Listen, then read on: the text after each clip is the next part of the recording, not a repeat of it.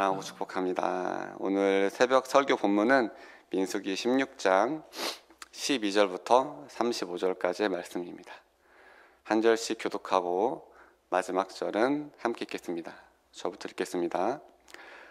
모세가 엘리압의 아들 다단과 아비람을 부르러 사람을 보냈더니 그들이 이르러 우리는 올라가지 않겠노라.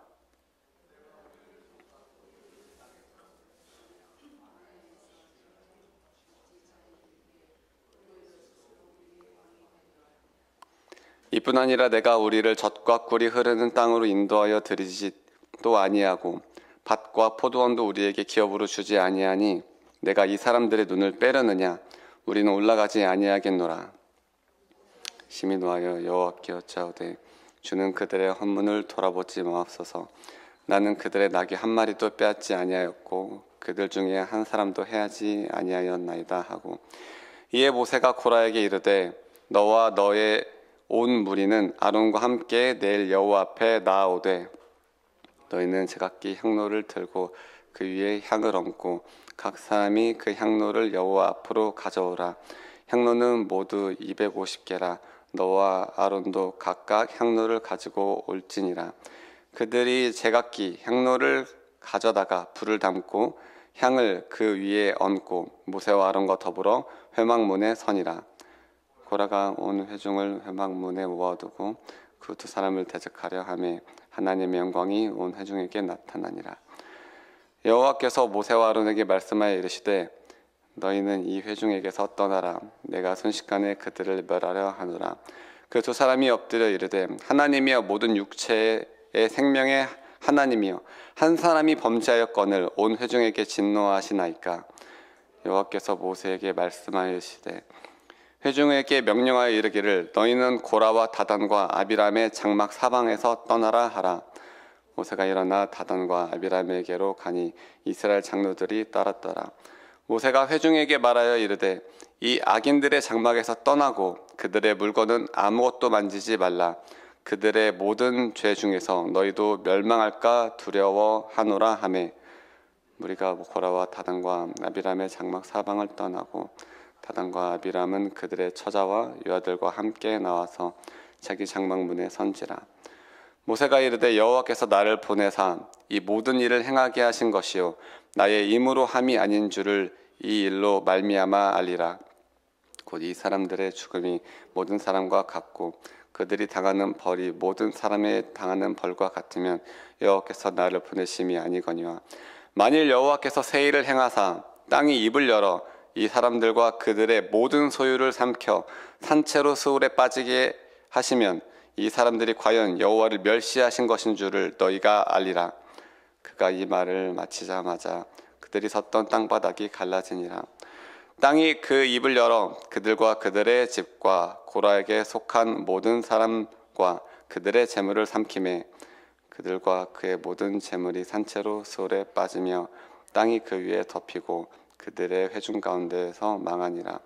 그 주위에 있는 온 이스라엘이 그들의 부르짖음을 듣고 도망하며 이르되 땅이 우리도 삼킬까 두렵다 하였고 여호와께서 불이 나와서 분향하는 250명을 불살랐더라. 아멘. 오늘 새벽 기도에 나오신 모든 사랑하는 성도 여러분, 예수님 이름으로 축복합니다. 오늘 16장의 이 말씀을 우리가 이해하려면 그 배경을 좀 알 필요가 있습니다. 이 고라 반역 사건이라고 하죠. 이 시점은 언제일까요? 이 시점은 바로 광야 생활을 끝내기 1, 2년 앞둔 시점입니다. 민수기의 구조를 보면 14장까지가 광야 생활의 초입입니다. 이스라엘 백성이 왜 약속의 땅에 바로 들어가지 못하고 40년이나 광야 생활을 해야 했는지에 대한 이유가 상세히 나와 있습니다. 10명의 정탐꾼의 믿음 없는 악한 말과 그로 야기된 이스라엘 백성들의 불평과 원망이 원인이었습니다.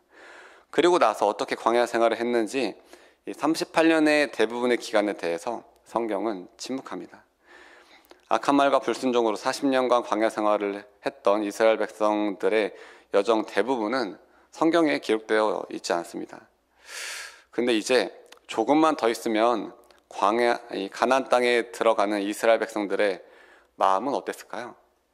이 40년 전이다 보니까 어떤 면에 있어서는 좀 기억이 흐려졌을 수 있는 부분도 있었을 것입니다. 또 오랜 광야 생활로 인해 피로도도 있었을 것입니다. 이런 배경과 분위기 속에서 반역을 주동했던 사람이 있으니 그의 이름은 고라였습니다. 성경은 이에 대해서 아주 상세히 다루고 있습니다. 자, 고라 어떻게 보면은 16장의 주인공이라고도 할 수 있는 이 고라는 누굴까요? 바로 모세와 아론의 사촌이었습니다. 또한 성막봉사와 백성들의 종교교육에 책임을 맡은 레위인이었죠. 어제 말씀인 이제 16장 9절을 보면 모세가 이렇게 얘기합니다. 이스라엘 하나님이 이스라엘 회중에서 너희를 구별하여 자기에게 가까이 하게 하사 여호와의 성막에서 봉사하게 하시며 회중 앞에 서서 그들을 대신하여 섬기게 하심이 너희에게 작은 일이냐? 이 고라가 맡은 일은 결코 작은 일이 아니었습니다. 굉장히 쓰임받는 하나님의 사람이었습니다. 그런데 고라가 봤을 땐 그랬을 것입니다. 자기 사촌들은 하나님의 택함을 받아서 정치, 종교의 최고 지도자로 역할을 하고 있는데 자기는 수십 년간 2인자로서 지내야 했던 이 위치가 어쩌면 마음에 들지 않았을 수도 있겠죠. 나도 좀만 하면 될 것 같은데 하는 그런, 나도 자격이 있는데 하는 그런 생각이 들어서 반란을 주도했던 것으로 생각됩니다. 또 함께 그것을 동조했던 다단과 아비람은 르우벤 지파라고 나와 있습니다. 이 르우벤은 어떤 사람입니까? 원래 이 야곱의 첫 번째 장자였죠, 장자. 근데 이 장자인 르우벤이 실수를 저질렀죠. 그래서 이 장자에서 물러나게 됩니다. 이 실추된 가문의 명예와 지위를 회복하고자 하는 마음이 없었을까? 우리는 생각해 볼 수 있습니다. 그래서 당을 짓는 이 고라의 반역에 쉽게 동조한 것으로 보입니다.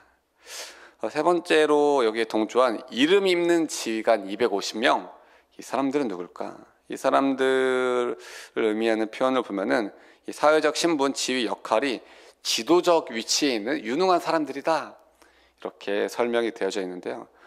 이들은 아마 모세와 아론이 신탁을 받아서 이스라엘 백성을 이끄는 그런 정치적, 종교적 지도자로 오기 전까지 각자의 가문에서 상당한 권력과 영향력을 행사했던 사람들로 보입니다. 그런데 모세와 아론이 갑자기 나타나더니 또 모세와 아론이 이것을 40년 넘게 이끌어가는 것에 대해서 정치적인 좀 불만이 있었을 수도 있을 것입니다. 사실은 이게 세상적으로 보면 그렇게 느낄 수 있지만 정확히 우리가 보면 하나님이 세우신 질서에 대해 반대 생각을 갖게 되는 것이죠. 하나님이 세운 질서보다 자신들의 욕심, 자신들의 탐욕이 더 앞서갔던 것으로 우리가 이해할 수 있습니다. 이거를 한마디로 정의하면, 한 단어로 정의하면 우리는 교만이라고 얘기할 수 있겠죠. 하나님이 허락한 이상의 자리를 탐하는 권력욕, 이런 것들이라고 할 수 있습니다. 우리는 아닐까 한번 생각해 볼 수 있습니다. 우리 안에도 좀 고라가 있을 수 있습니다. 아니, 사실 있습니다. 이 부패한 우리의 마음을 내버려두면 이 교만한 마음은 계속 자라나기 때문이죠. 다른 사람의 자리를 탐하는 마음, 공동체 질서보다 나의 명예를 더 중요시 여기는 마음, 자기를 높이고자 하는 마음, 주어진 일에 감사하기보다 불평하는 마음, 이것이 우리 안에 없는지 우리는 항상 깨어서 경계해야 됩니다. 그리고 그런 마음이 발견되는 즉시 뽑아버려야 됩니다. 십자가에 못 박아야 합니다. 육신의 생각들을 우리가 죽이고 영으로서 승리하는 여러분 되기를 예수님의 이름으로 축복합니다. 네. 자, 그런데 오늘 본문에서는 이 반역을 일으켰던 사람들의 전략이 구체적으로 잘 나와 있습니다. 이들의 전략은 무엇이냐? 바로 거짓과 선동입니다. 첫 번째는 이 과거에 대한 거짓입니다. 역사 왜곡이라고도 우리가 할 수 있는데요. 민수기 16장 13절에 이렇게 나와 있습니다. 내가 우리를 젖과 꿀이 흐르는 땅에서 이끌어내어 라고 말하고 있습니다.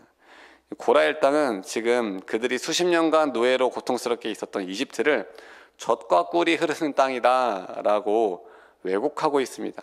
이집트에서 이스라엘 백성들을 해방했던 모세의 공적을 폄훼하기 위한 것이죠. 또 광야 생활에 대한 불만도 더해져서 그래도 이집트가 나았던 것 같아, 라고 부풀려질 수도 있고, 또 사실 인간이란 이 지성이 굉장히 왜곡되고 제한적이기 때문에 40년 전의 과거 역사를 그렇게 정말 왜곡해서 생각했을 수도 있습니다. 그리고 또 모세에 대한 거짓도 있습니다. 모함이라고 할 수 있죠. 이렇게 얘기합니다. 이 광야에서 죽이려 함이 어찌 작은 일이기에 라고 얘기하고 있습니다. 모세가 광야에서 죽이려 한 게 아니죠. 하나님이 이 이스라엘 백성들의 죄로 말미암아 죽이려 했던 것을 모세가 자기 생명을 건 기도로 살려놓은 것이 모세의 역할입니다. 또 이렇게 모함합니다. 스스로 우리의 왕이 되려 하느냐? 아니죠. 모세는 결코 그런 의도가 없었습니다. 저 오히려 못하겠습니다, 싫습니다 했는데 하나님이 관건적으로 세우셨습니다. 또 이렇게 얘기합니다.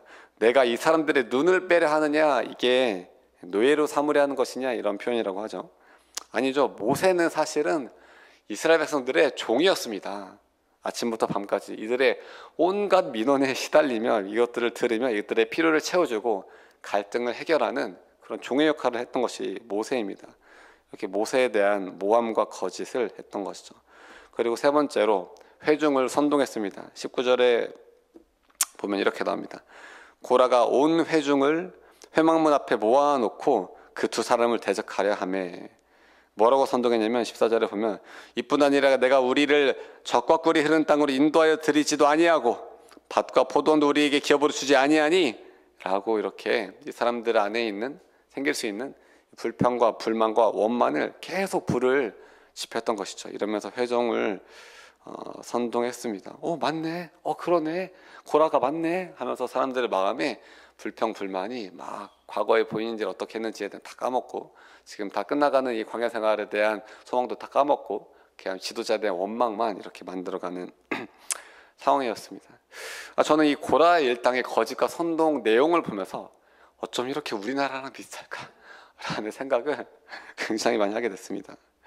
역사 왜곡, 사실 우리나라 역사 왜곡 뭐 여러 있지만 그 중심에 현대사 왜곡이 있죠. 간단하게만 보면 사실 한반도의 구한말, 제가 조선과 그 이웃 나라들이라는 책을 좀 읽어봤는데 와, 이게 진짜 생지옥이나 다름이 없었습니다. 고종과 민비는 백성들의 고열을 짜며 수탈하는 그 중심에 있었습니다. 나라를 팔아먹은 매국노는 이완용이 아닙니다. 바로 고종입니다. 그런데 언론과 역사물에서 지금도 고종과 민비를 명성황후를 하며 고종 마지막 황제라며 엄청 칭송을 하고 있습니다. 사실은 이건 좀 덜 알려졌는데 더 놀라운 것은 많은 사람들이 수탈만 당했을 거라고 생각하는 일제강점기 역사의 진실을 보면 이 일제강점기 시기에 사실 근현대사에서 제대로 안 배우고 잠깐 하고 넘어가는데 그 시기에 한반도는 전 세계에서 가장 높은 인구 성장률과 경제 성장률을 보여줬습니다. 이거 아시는 분이 있으신가요? 근데 이런 건 아는 사람은 정말 없어요. 왜 그럴까요? 바로 일본을 폄훼하기 위해서입니다. 반면에 또 조선 말기는 좋았다 이런 식의 왜곡을 하기 위해서죠. 이렇게 이제 구한말과 식민지 시기에 대한 역사 왜곡을 반일 감정의 주축들로 삼고 또 건국과 6.25 전쟁에 대한 역사 왜곡으로 이승만과 기독교와 미국에 대한 나쁜 감정을 불러일으키고 또 산업화 시기에 대한 역사 왜곡으로 박정희 대통령에 대한 반감을 일으키고 이게 4.3 사건 5.18 미화하고 말하면 이제 끝이 없겠죠. 이처럼 역사 왜곡이란 건 사실은 마귀의 전형적인 수법입니다. 저는 과학교사이기 때문에 하나님께서 알게 하신 건 이 빅뱅과 진화론이라는 것도 사실은 엄밀하게 말하면 역사 왜곡입니다. 과거사에 대한 왜곡으로 말미암아 하나님을 지워버리는 것이죠. 네. 이렇게 마귀가 과거를 왜곡하고 지도자를 모함하는 것, 그렇죠? 아담 때도 마귀가 아담에게 하나님을 모함했죠. 이렇게 하는 것은 변수가 아니라 상수입니다. 항상 있는 일이죠. 성령 충만한 아담에게도 역사했던 일입니다. 그렇기 때문에 이거는 마귀가 항상 하는 일이구나, 대놓고 열심히 하는 일이구나 라고 우리가 알아둘 필요가 있습니다. 왜 이렇게 하냐?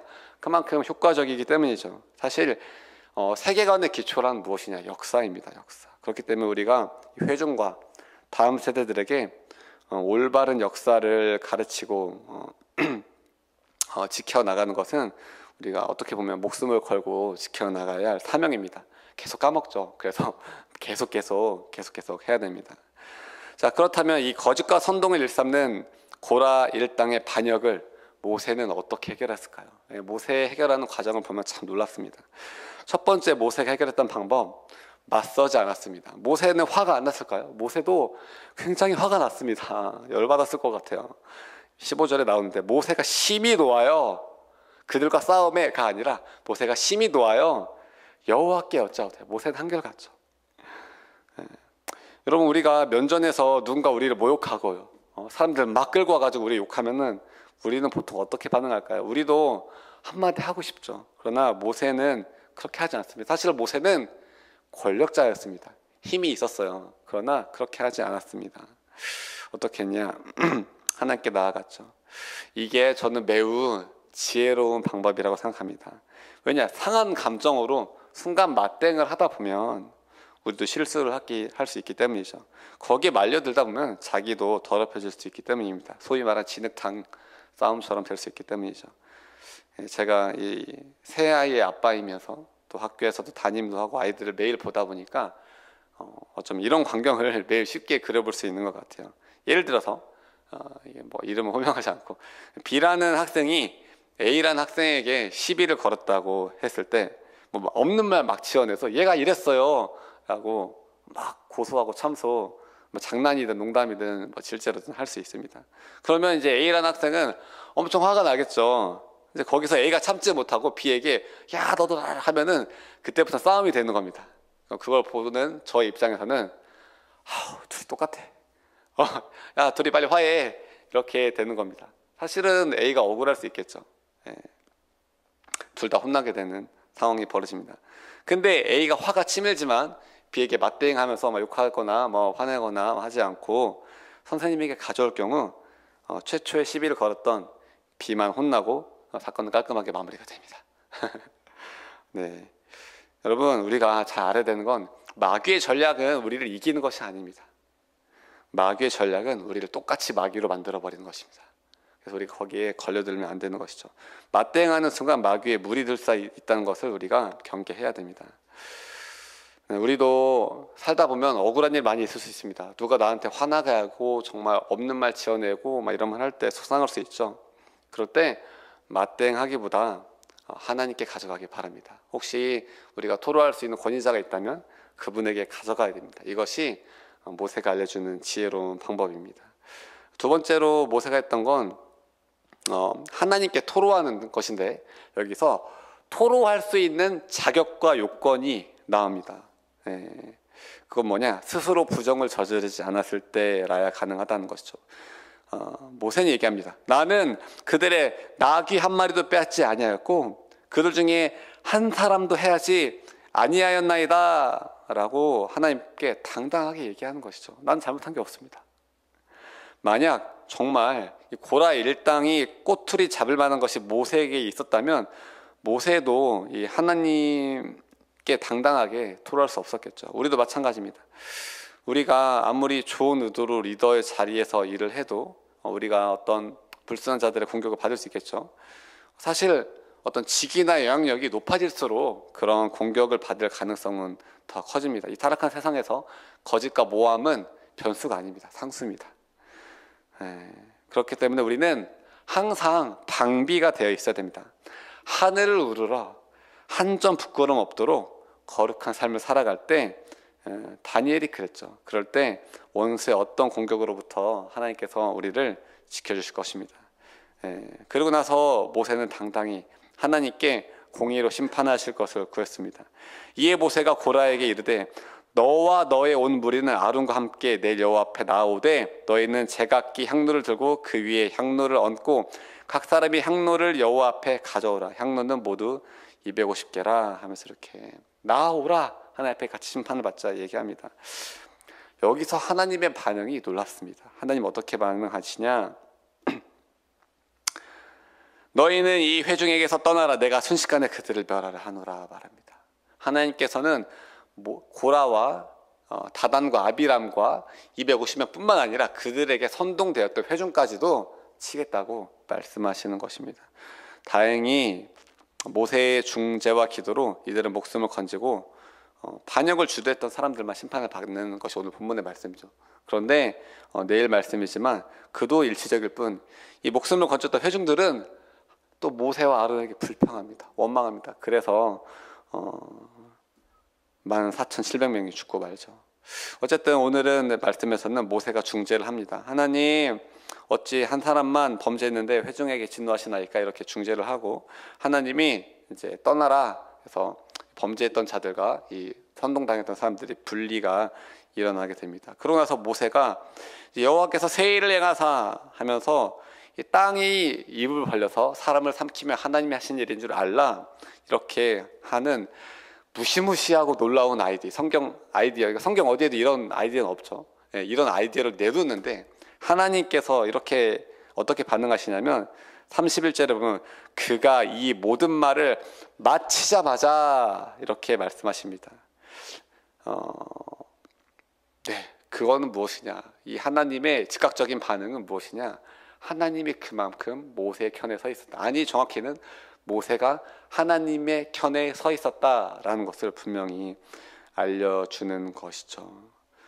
그리고 이제 뒤에서 여호와께서 불이 나와 분향하는 250명을 또 불살랐습니다. 하나님께서는 이렇게 무시무시한 땅의 심판과 불의 심판을 통해서 무엇을 하시는 것이냐? 고라의 땅을 통해 심하게 훼손되었던 모세의 권위를 다시금 회복시키십니다. 그것은 하나님의 권위를 회복시킨 것이죠. 왜? 이것이 단순히 모세를 뒤흔든 것이 아니라 여호와 하나님을 멸시한 일이기 때문입니다. 하나님은 결코 이런 일을 간과하시지 않으십니다.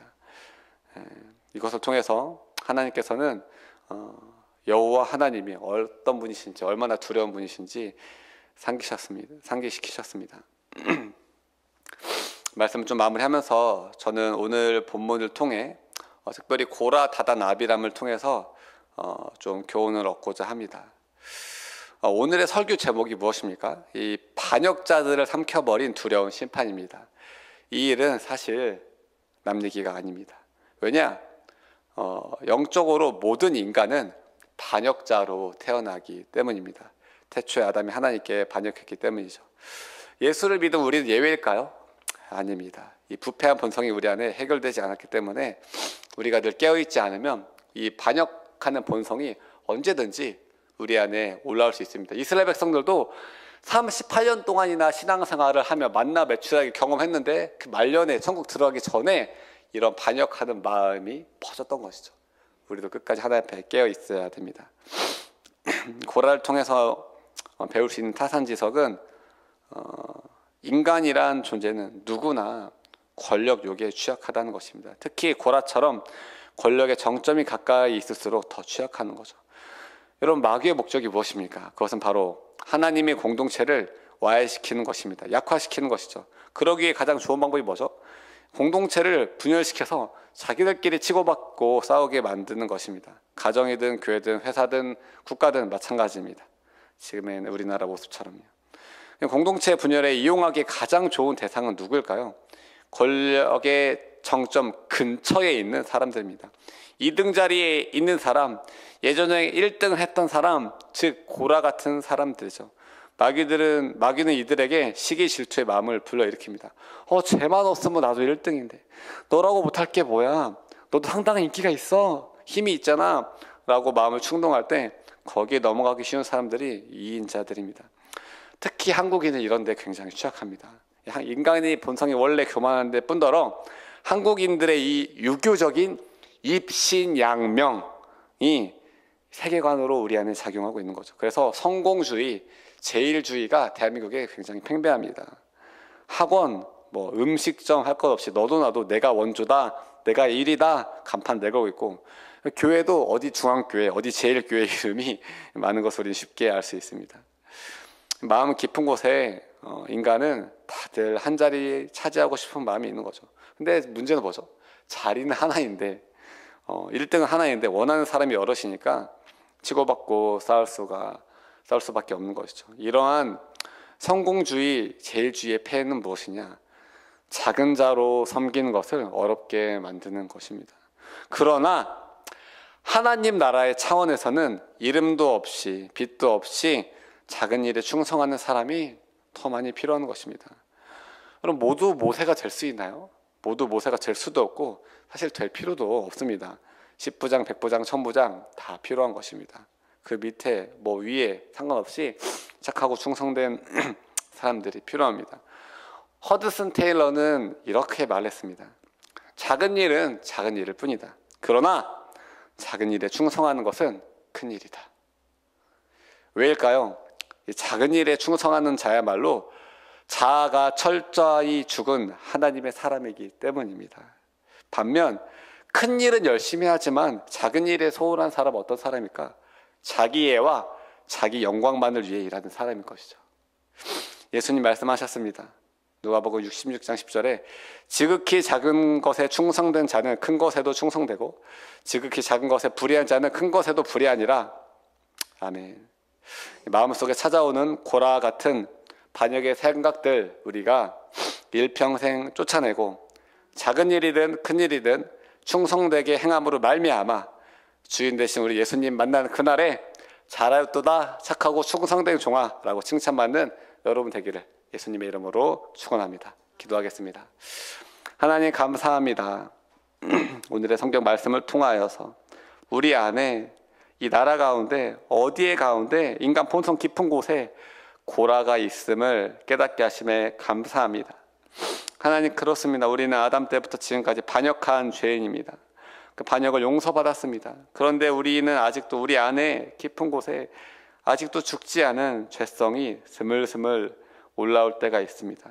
38년 신앙생활 했어도 언제든지 올라올 수 있는 것이 그 반역의 마음임을 고백합니다. 하나님 우리가 이 옛사람을 십자가에 못 박게 하여 주시옵소서.